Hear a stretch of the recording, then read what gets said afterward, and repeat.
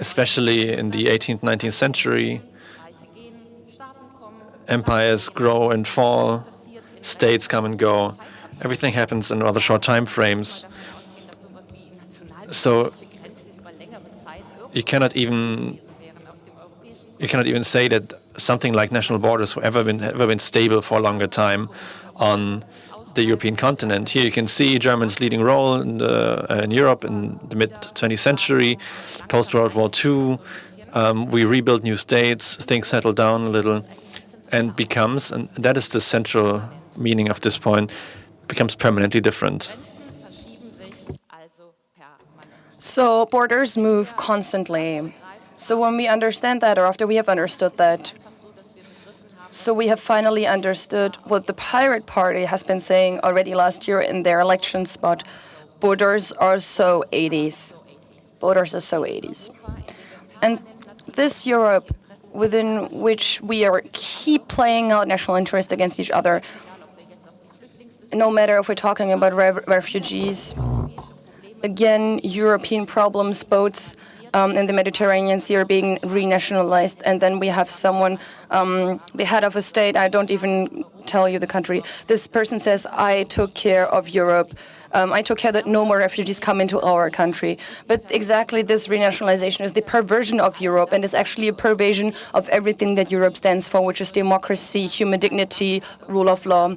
That's what Europe used to stand for, and which it got the Nobel Peace Prize for. But this perversion keeps being perverted by the national states. Europe is not happening, so it's time to turn Europe bottom up. So borders are so 80s. So I took this picture. What's this picture? This picture is the male Leviathan. The state, we can see him as a man with a sword. That's the 20th century. That's what we saw in the clip just now. But the current Europe is exactly that. So I'm permitting myself to show yourself this. The current Europe is actually quite male, and that's what you can see in this picture. Every time you talk about Europe, people tend to talk about the European Central Bank, European Council. It's always about men and states and borders. So the European discourse is mainly a male discourse of jurists and economists. It doesn't represent Europe, so it's not really relatable to Europe. So everyone who's interested in this, in the beginning of this month, we had a nice festival at the Habelty Theater in Berlin. It was called Festival About Privileges, white, male, hetero, and that's exactly what Europe is. So, and because I didn't think this was beautiful or nice anymore for a long time, now I've been thinking about which other narratives we might be able to find about Europe. So maybe let's look at history, and especially maybe art history, of what art history can teach us about Europe. So here we have, of course, what we all know. Europe in the beginning was a woman. She was abducted by Zeus. So this is something we should definitely remember. This is something that will be important. So something else we see in art history is this picture by Delacroix that was drawn shortly after the French Revolution, and now it's getting interesting. This woman is Marianne. She's the woman of the French Revolution, and look at her head. She's wearing a Jacobin hat. This hat has a very special meaning. It's the symbol of the resistance against the people on the upper levels.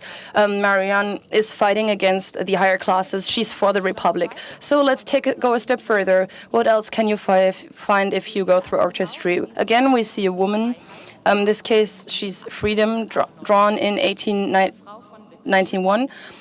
This woman drawn by Decline is a very especially nice picture because she stands on the clouds in a very majestic way. She can, of course, also compare her to Jesus Christ. But in this case, Europe, Freedom is standing like a feather on the clouds. Again, she's a woman. She has all symbols of power.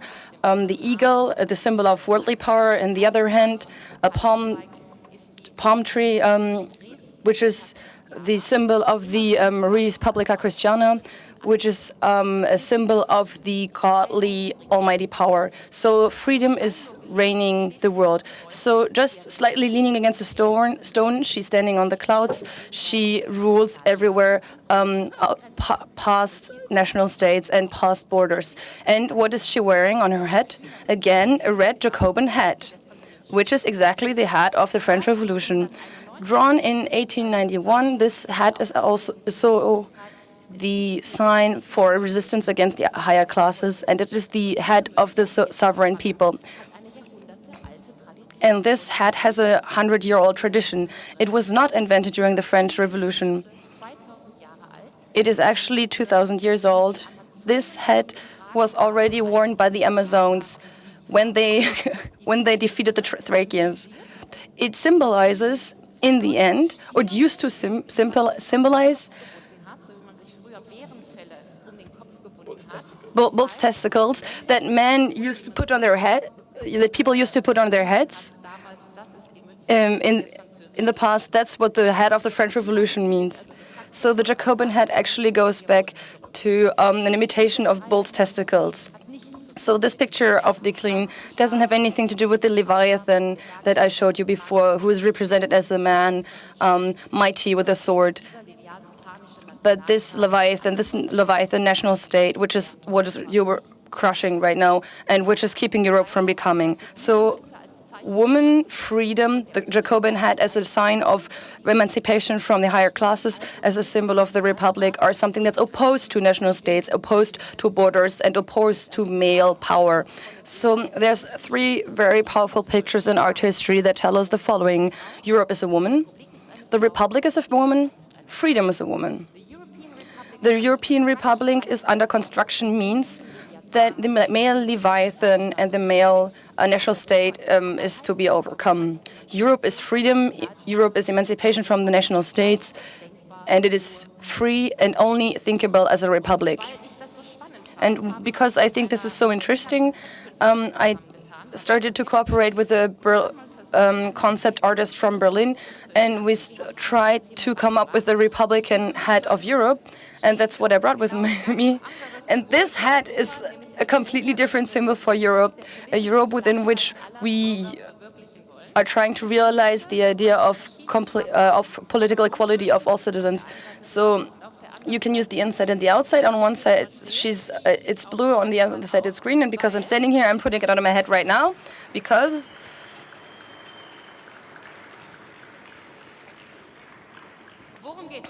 what is this about? So I'm taking it back down again. Again, you can put the inside out. What are we trying to do? We are trying to take the inside of Europe to the outside. You might remember when you were younger and were doing origami, and then you had this origami thing that you were taking the inside out, and suddenly it became a small ship, and this ship could float on the ocean. And that's exactly what we want to do with Europe. We want a boat that can fly and that can float, and we want a Europe that can go out into the world. So based on this, let's put the hat back on. So what's important if you look at this woman? You always have the tip of the hat to the front. The movement goes forward and not backwards.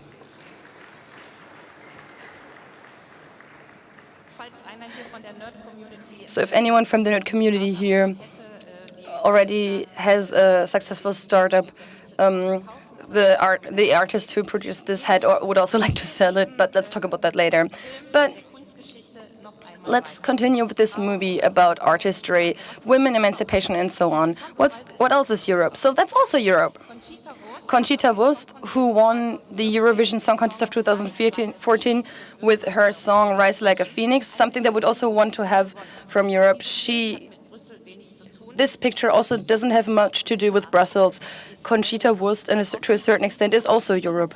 Apparently, a lot of people like this and like her as a symbol for Europe. And that's something we should be proud of, because Conchita Wurst winning at the Eurovision Song Contest is only something that is possible here. It would not be possible in Russia nor China, and it's probably even unthinkable in the United States. So let's go another step further. Where do we arrive now? Mona Lisa. Because if you look at what Sigmund Freud wrote about Leonardo da Vinci, then he says that Leonardo da Vinci painted Mona Lisa in such a way that if you look at her closely, you cannot even say if she is a man or a woman. And that's how Sigmund Freud says, what is the beauty of this picture, because everyone can feel appealed to by this picture, moved by this picture. Mona Lisa is the unity of man and woman, that's why she's so beautiful. The female side, the Republican side, must be integrated into the European narrative. We see that in this picture already. Europe is statefulness beyond national borders, and that's what the European Republic stands for. The term republic is since the Middle Ages the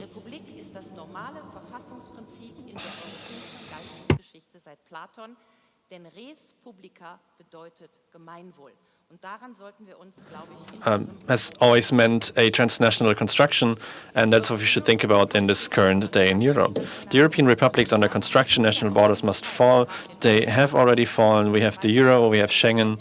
These are some examples of European borderlessness that we should not give up again. But there's a long list where national borders and the national leviathan still rule and block Europe, and where these borders also must fall. We got a little technical here. These are the clusters of European industry. It's not hard to see when you look at these, and you look at this map, that European countries, or rather where the European economy happens, has nothing to do with national borders. What we see are regional clusters of industry. Everything that's pink is a lot of industry, and you mostly see a huge difference between the center and the periphery, and a very strong disbalance between rural regions and the cities, especially and also in Germany. So the policies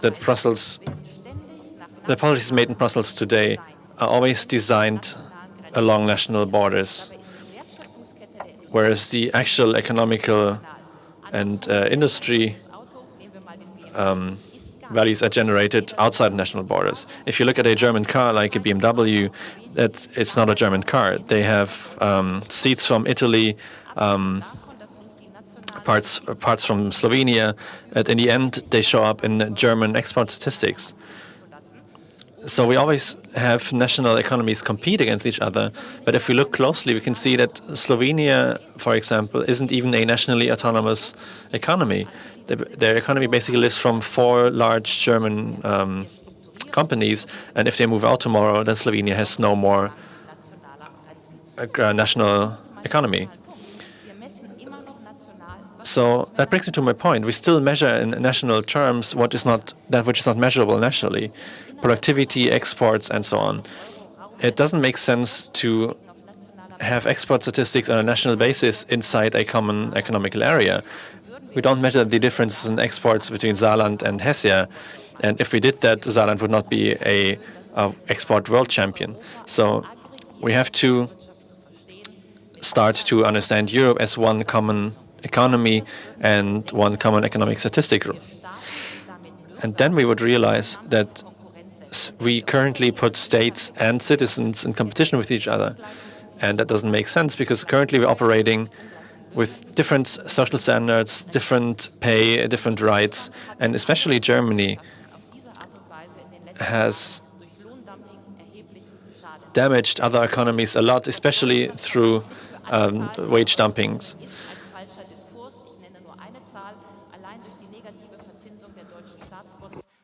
So especially the discourse we have right now is a wrong discourse. Especially Germany has won a lot, has profited immensely from the European crisis. This is a model that does not work for the rest of Europe. We can continue with this, and I just want to be quick about this for the rest of the Europe. For everyone who tries to use this national state, a solution who's constantly perverting the idea of Europe. We always have an idea, a concept of national states. So maybe, I don't know, maybe you remember an advertisement where you always have one small rabbit that always runs the fastest because it has the biggest battery. That's Europe. That's Germany in this case. It's something that's happening on the back of the other member states. Permanently, we as citizens are being used against each other by the national states. And that's how the way to our public common good is being blocked. You can, for example, look at the European energy market. We all want sustainable energies. We want an energy union, something that the Brussels papers are saying right now. But just one example, if, for example, Portugal, who is giving money to sustainable energies, then it cannot send this energy to the French energy grid because these energy grids are still nationally organized. So constantly we are blocking European solutions by using this concept of a national state. Another example is the capital union, the currency union, because now we have the capital union where hedge funds are being asked to maybe give investment money to small to medium companies. But again, they're trying to form nationally different incentives for investment, so investments on different levels. So again, we're putting all these different different states into competition with each other. So for us, this digital Europe, which is probably what interests you the most, for everyone, it's completely obvious that the bad quality equipment of especially rural areas is a huge structural problem for growth. Nevertheless, we still leave this in national hands rather than taking care of this problem on a huge European scale. So let's, for example, go back a couple of years, because the huge investment that actually helped us have a huge development in the last century, electricity, telecommunications, these things were state oligopolies that were financed by the states, because nobody who thinks in a market-driven way, be he on a small island in Germany, nobody would put fast internet there because it doesn't make sense to make profits. So again, we need to bring the inside out. We need state institutions in order for the regional, especially the small regional areas, not to fall behind. So we see this especially on this map.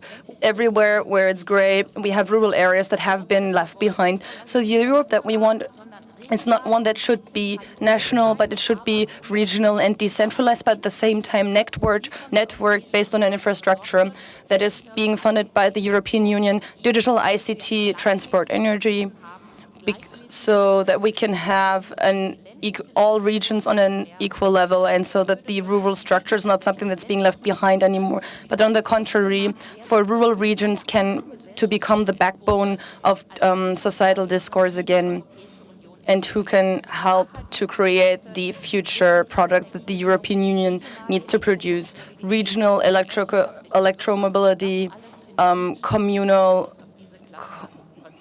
communal companies, something like that is not happening as long as we're concentrating on these clusters.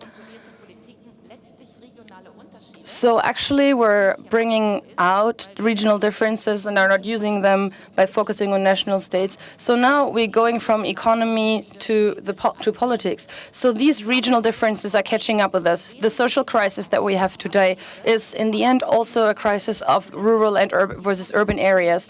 But especially populists and populist voices are mainly a rural phenomenon, a rural problem. And that is what is undermining the future of Europe. A rural social crisis is becoming a political voter crisis, and that's the next chart I have, which is also unfortunately a bit technical. But let's look at France. With the two maps that we have right now, on the left, on my left, we have unemployment rates in France, and on the other map we have votes for the National Front in France. So these maps are almost the same. So what we see is that it's especially the rural areas in the east and the west of France, the structurally weak regions are the ones that are being neglected, where nobody takes care of infrastructure, and that's where the people vote for Marine Le Pen, because she's giving them a promise for the future. And this identity of cities versus rural areas is actually the same in the UK, where we have elections tomorrow. So if you looked at the UK, it's exactly the same thing. The UKIP vote is a vote of the rural areas in North England. Although especially these areas are more especially dependent on the European market. So actually, who votes for UKIP is voting for his own harm and for his own demise, but the people who live in these poor areas are still going and voting for UKIP. So That's a populist crisis of tomorrow, and you don't see it yet because tomorrow the newspapers will again say, UKIP only got 2 representatives. Same with the French newspapers. Front National, only so few representatives. The problem is we're still protected only by the voting rights. Just because because France has a proportional electorate and not a representative electorate like Germany, we don't see the full extent of the populism in these rural regions that can hit us in the face tomorrow. So, can we handle that with national strategies? I fear not. We have to think cities and rural regions together, and that's why the rural regions have to be funded with European support money. What this map shows is that the buzzword that Brussels uses here, structural reform, is not a solution for these problems. There's no need to reform anything because there is nothing here. In Bretagne, in the north of France, there's nothing to reform. I say it again with the numbers that have been driven through the press recently. Only 25 million of the funds deposited to fight youth worklessness have actually been used. And why haven't they been used? Because there are no structures this money could be put into, which means this entire Brussels bubble and all the monies we make available is like an inflated balloon that you prick with a pin and then it blows up. So what we currently do with the European politics that we have is that we destroy rural living instead of constructing decentral living realities that we actually want. What we need otherwise, and that is my second core point of my talk, is that we activate the protective function of the state for the citizens, wherein for all citizens of the European society, there can be only one basic rule, that's the rule of political equality. Res publica means the equality of European politics. This is written in the Maastricht contracts, in the Maastricht treaties, articles 8 to 12, but it's being it's under constant attack from the national interest. And it's states using citizens against each other in the end. So the basic principle of political equality, that's where you have a lot of people who cry, help, help. So what do I mean when I say the baseline, the idea of political equality as the baseline for European political reform? In the end, I only mean three things. Equality of right to vote, equality of taxes, and the same access to social rights. We should all have the equality to vote because we all European citizens. Right now, European Parliament is not based on this equality. Equality of taxes because it's a perversion when rich French people simply become Belgians after France is introducing a higher tax law for it's rich. That's nothing represents this perversion better. So the same, and thirdly, same access to social rights, equal access to social rights is exactly what we need to bring citizens to this baseline of political equality. So when we say all of this isn't possible, then I can only remind you that I'm not talking about reforming this. I'm not talking about we have very different standards, very different areas in the north and the south of Germany, but at the same time we are all subjected to the same laws, to the same tax laws. We're balancing out regional differences based on other taxes, and these taxes are supposed to take care of these regional differences, and this is something that we would be able to do and we could do for Europe as well. So it's not even about social egalitarianism, but it's about the principle of political equality, without which, in the long term, a political common good is not possible. This is something we cannot imagine for Europe nowadays. I'm aware of that, but I know that in 1886 is something that couldn't be imagined for Germany either. So a few days ago, I looked at a dissertation where somebody actually looked at how all these small parts of in Germany were upset when Bismarck came up with the idea that you could actually introduce a common health law for everyone in Germany. How could we have the same how could we have the same health insurance for everyone in Germany? Well, and in the end, it actually worked. So this is unthinkable nowadays, but it might be thinkable tomorrow. But it's not even a complete utopia. It's only half a utopia, because in Brussels, the idea for example, European unemployment insurance have already started. But again, this has been under attack by national states.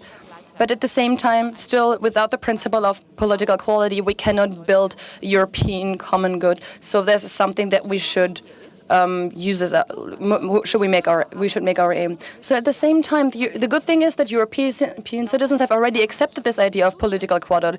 Based on a study, 2/3 of European citizens, actually 72%, are actually in the middle of accepting this principle.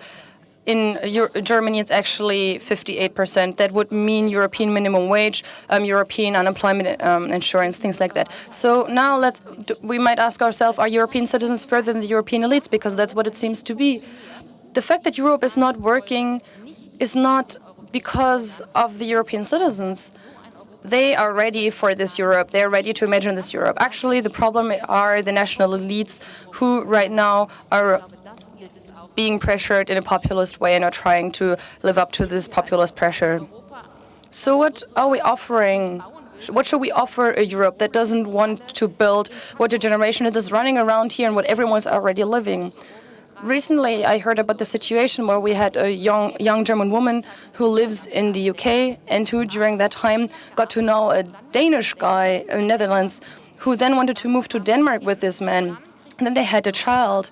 And then in Germany, because she wasn't registered in Germany, she didn't get unemployment money in Germany, but neither in the UK because she didn't live there anymore. But at the same time, she, of course, didn't get any money in Denmark because she hadn't been registered in Germany before. But for the Danish authorities, she cannot get any money either, of course. So that's the social Europe that we have created for a generation of Erasmus exchanges, this generation that we have been educating for years.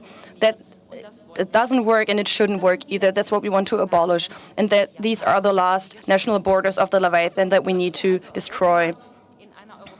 So if we wanted to build Europe as a European republic, so this is what it should look like. This is something that I wrote about with the Austrian writer a couple of years ago. I rewrote a manifesto on the construction of the European Republic. So what we need to realize, and that's the basic principle, we always talk about the demos, the European people. What we're missing is, this is what we need to deconstruct. Let's go back to what's important and what is the basis for these ideas. Then we can read that sovereignty is an individual concept. You and me, we are the sovereign. We are the ones who delegate power. The states are not the sovereign. The sovereign is always the people. So we need to deconstruct this idea. We need to come back to the idea that everyone is an individual sovereign. If we could actually realize this, when we could build a European Republic in a completely new way. Actually, Jürgen Habermas, in the book I mentioned before, talks about how national state and democracy are being broken apart. This is what he describes, and that's when we would have a European democracy. And if we thought about that, then we would need to put our all of our creative energy into this concept. We would be able to directly elect a European president. We could have two chambers. We could have a European Parliament. We could have one person, one vote, something that the European Parliament is not right now. A European Parliament that has the right to legislative initiatives. Of course, I'm aware of the fact that this is not easy. I'm not naive. I'm nor am I a complete utopian. But at the same time, what's important, if we look at this trilogy of, if we want to get rid of this trilogy of European Council, European Parliament, European President, the principle of Europe is the principle of division of powers of Montesquieu. We need an executive, a legislative, and a judicative, and this is where we have to go if we want to get rid of, or we want to get out of the technocratic trap. So for that, we need a completely new courage. We need courage to have a discourse. We have to have a discussion that's not happening right now. Right now, we're mainly talking about problems in Greece rather than talking about the actual questions and problems. So if we actually wanted to think of Europe as a republic, then we could construct the roof of a European public republic, we could put this roof over national states, and this roof that is based on the division of powers based on Montesquieu. But this courage is something we need right now. If today we had European parliamentary elections, again, the populism vote would be 8% higher than it was last time. So right now we even have more populist pressure than we had a couple of years ago. So it means we have a lot of pressure. We need to act right now. This is the time to act. Why exactly now? Because just now Brussels decided that the building block 4, this is something that we need to think about now. So there is a process that goes until September. This is the time when we can send political demands to Brussels. And right now, at this moment, we can say this. The moment is now. The Europe that we want to build is a Europe that we want to build based on the principle of political equality. If we do not want, as Stefan Zweig wrote a couple of years ago, if we do not want to live tomorrow in the world of several years ago.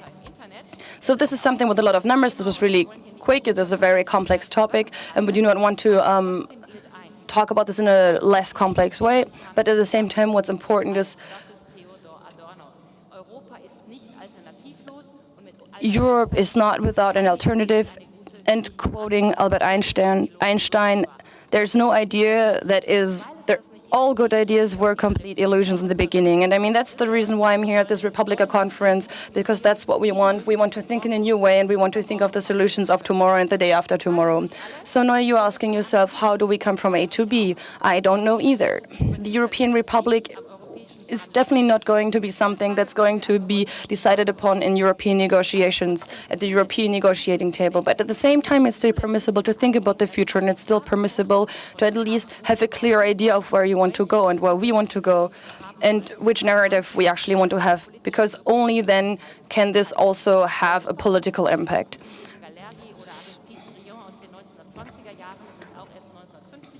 So again, the ideas that French philosophers had in the past, these ideas only became reality several decades later.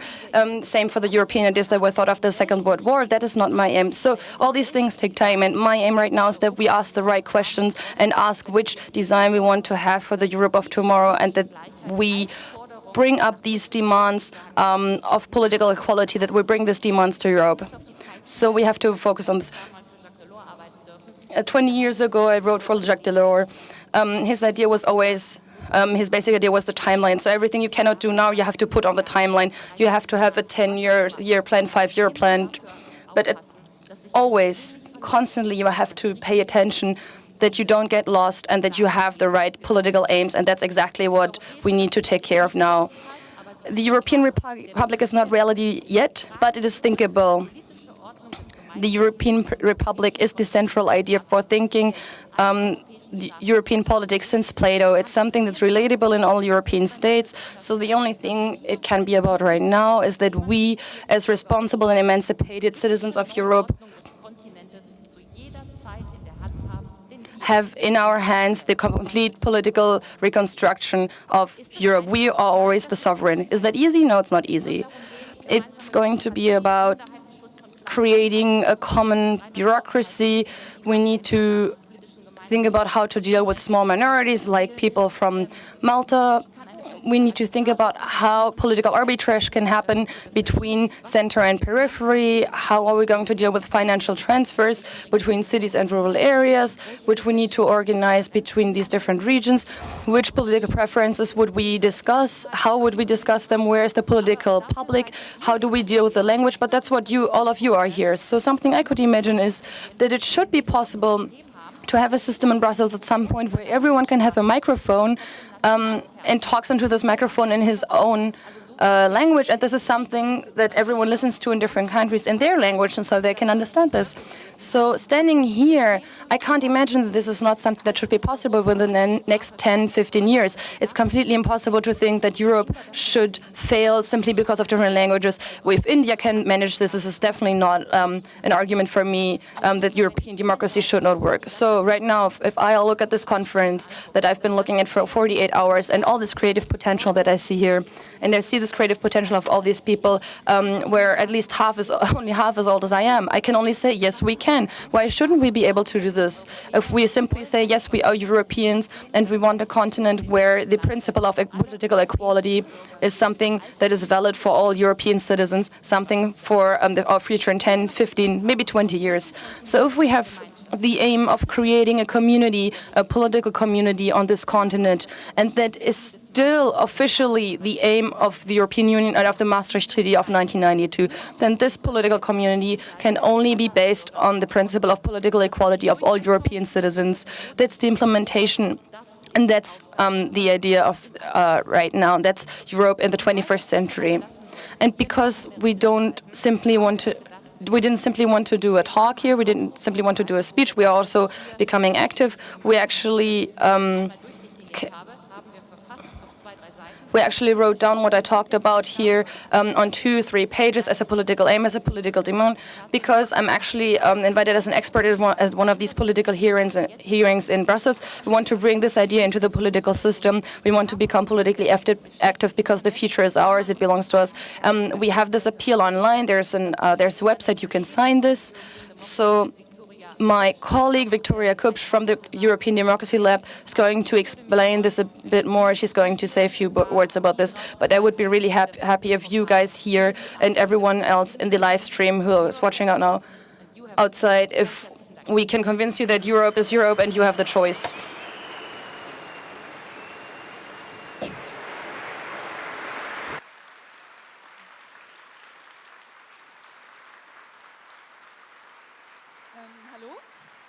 Hello? Can you hear me?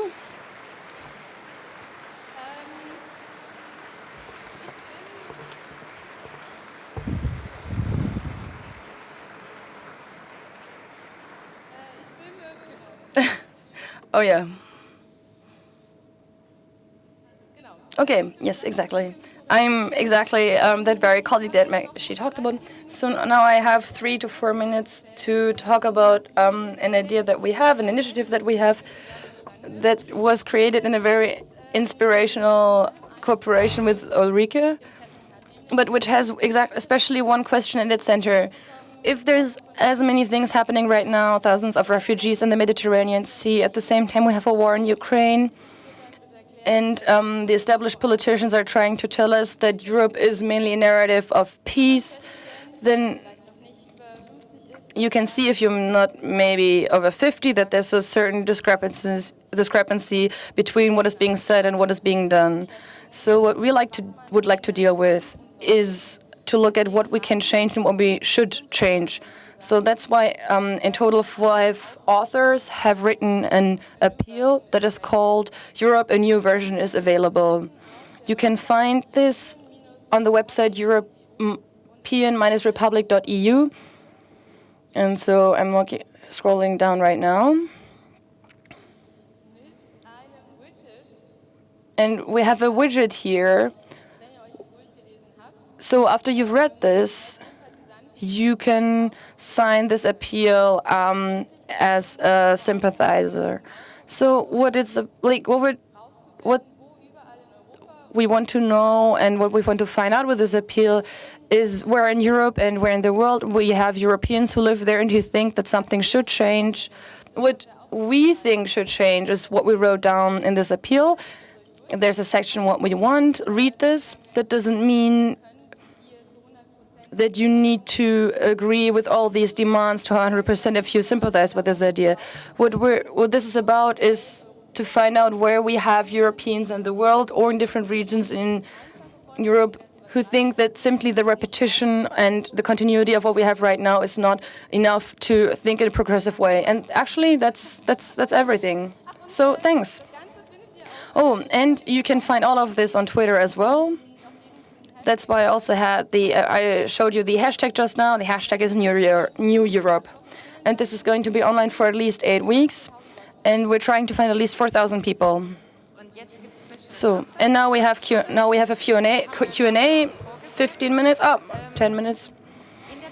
So yes, exactly. Personally, for me, this would be a great support if I sit in Europe and I'm trying to tell people in Brussels that we have to think Europe completely differently, and you have these 200 white men who don't understand what I'm saying because this is all very in a very analog way. And I can say, if I could say that I have 4,000 signatures, maybe even more, and I actually have citizens out there who actually want this as well and who understand we need to organize Europe in a different way, then we would have a completely different stance, and I would actually have a real chance to bring this into the real political process. And we have this chance right now. It's not going to happen in 3 years. It's right now until September. This is something that is happening right now. So again, I would just like to support what Victoria just said. Every signature counts for the roof of Europe not to crash in a few years. I personally really don't want to be governed by the Front National, especially my 2 children live in Paris, and I really don't want this to happen to them. So are there any questions? We have 2 microphones on this side and the other side. So just raise your hand. So we start there.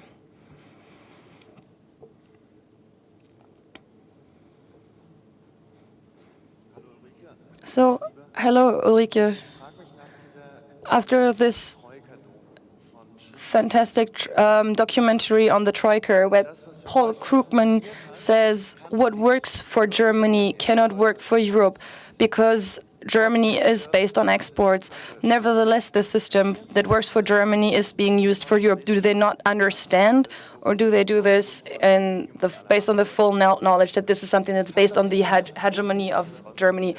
It can't be possible that there are that many people out there who don't understand this.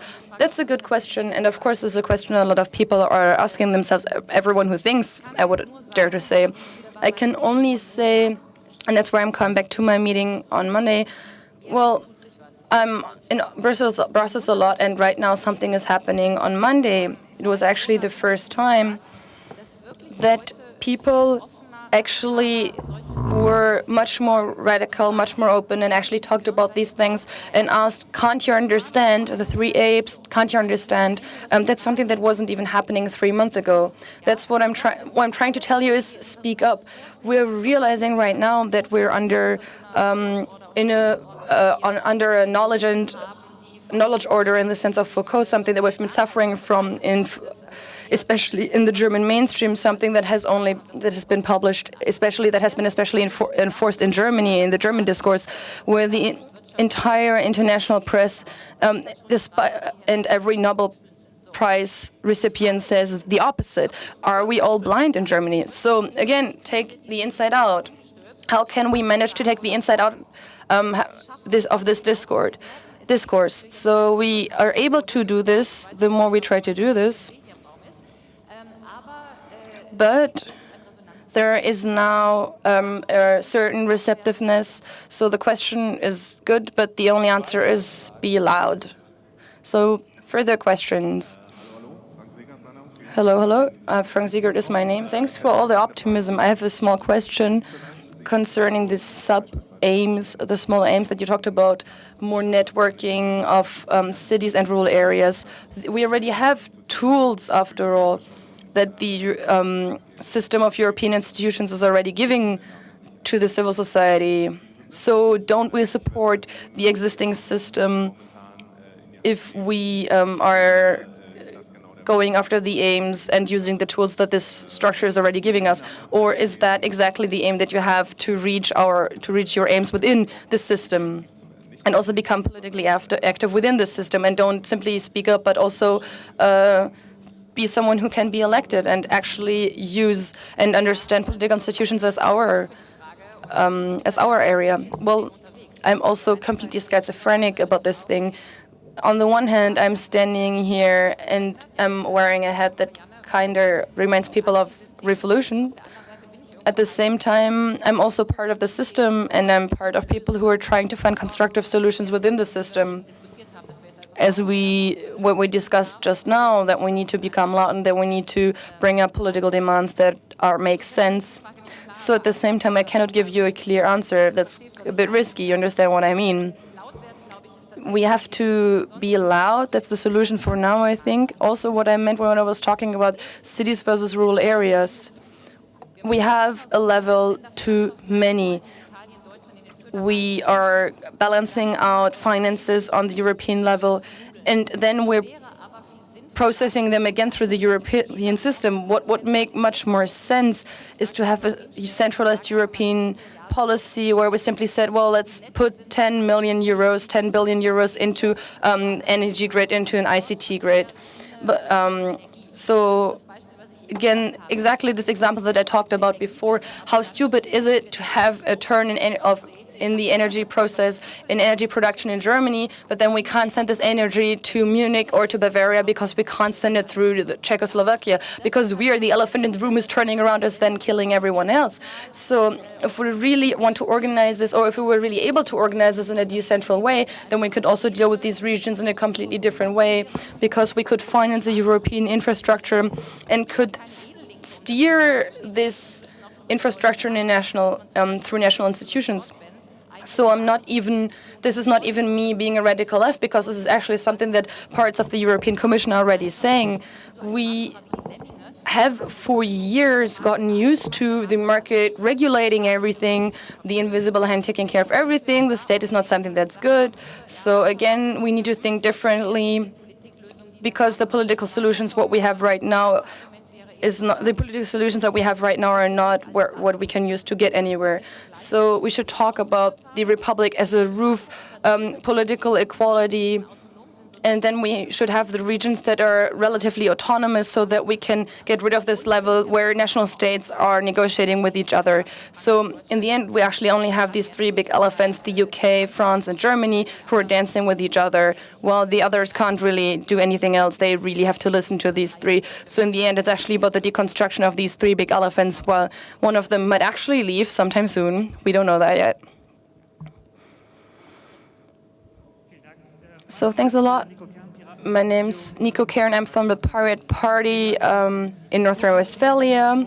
So thanks a lot for this courageous talk. I could very well imagine that you might want to do this talk again in our federal state parliament in North Rhine-Westphalia. I would like to invite you officially right now here.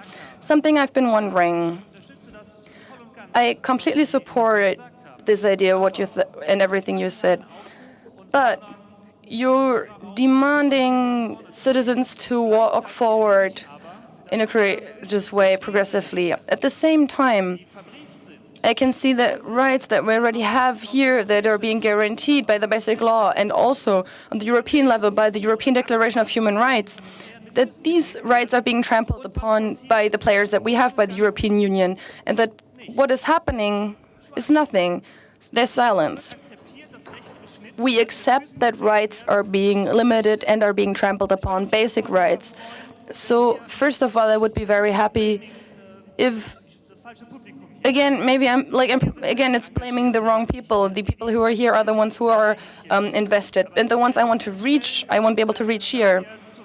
But at the same time, we don't have enough of these people who are willing to stand in for something and who are willing to go forward, maybe onto the streets, and who are also willing to go vote and with a certain conscience vote somewhere and put a cross somewhere, mark somewhere for something to change. So in the end, thanks a lot for this talk, but how can we do this? I've been trying to do this in a lot of different places for years. How can we realize this idea? Before we talk about this courageous and this aim, at the same time, the rights that we already guaranteed are being stolen away from us, but these rights are not respected anymore in the European reality. So how can we get there? So at the same time, I'm actually in Düsseldorf next week, because your mayor actually invited me to an event about Europe. So second question is kind of the question that we had before, so this question of how can you motivate people. I don't have all the answers. I'm simply one person. We're three people in this European democracy left. We might be 100 people tomorrow, maybe 1,000 the day after tomorrow. But what this whole thing is about, that I was just listening to the mayor from Hamburg, of Hamburg 2 days ago on the radio, and he described how his life was in the Second World War. I was incredibly impressed, and one thing he said, that as a 9-year-old he learned that what's happening outside around him is his problem. Everyone should be concerned about whether the roof above us is going to crack, is going to fall down, is going to collapse tomorrow. So the problem is not that we cannot change Europe, but the problem is that we are these couch potatoes that we are on our couch, and we still have the problem that everything is working. But what I'm saying right now is really something that only goes for Europe. You could say the same thing in Rome and in Athens. This is something that's not valid there anymore. The problem is that especially the people here in Germany, most of us are way too far away from all these other arenas, and that it's strange that the most hypocritical thing about this whole discourse that we're not realizing that we're not feeling this rage of all these other people who are being affected by this crisis. And yes, maybe based on that, in the end, that's kind of what we're trying to do as a transfer, not only think about this intellectually, but also to become active. But again, we need a critical mass for this. That's exactly what you talked about. So again, I would just like to point you to the appeal again. We want critical mass. We want to make people visible. We want to make people who want to change things visible and want to make things better. We want to make these people visible. And that's why we have a constructive idea. We came up with several demands. Not all of these things can be agreed to by the majority, but we think what we need to start with is a debate. And that's exactly why, something I forgot to say earlier, this appeal is also linked to an online debate on public sphere.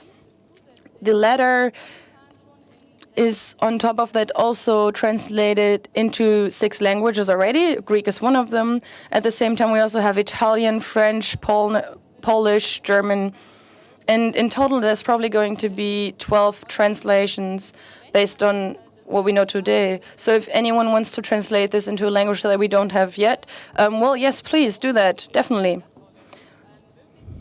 We want to give the ownership of this idea to as many people as possible, and we want it to become visible that there's a lot of people who want to invest themselves and who want to change something. That's why we're doing this. So I will see someone important from the European from the European Fund for Austerity Programs. I'm going to meet this person this evening. So if there's several hundred signatures tonight, maybe this is going to be a good argument to convince this person to change something. So yes, we can do this. Thanks a lot. Very nice. Thanks for that. You now have 15 minutes to think about this, and then we will continue here on stage 1. See you later. Thanks from the translators for listening in as well. If you want to give us feedback or want to tell us that you like our work, then you can tweet to us using the hashtag RP15EF.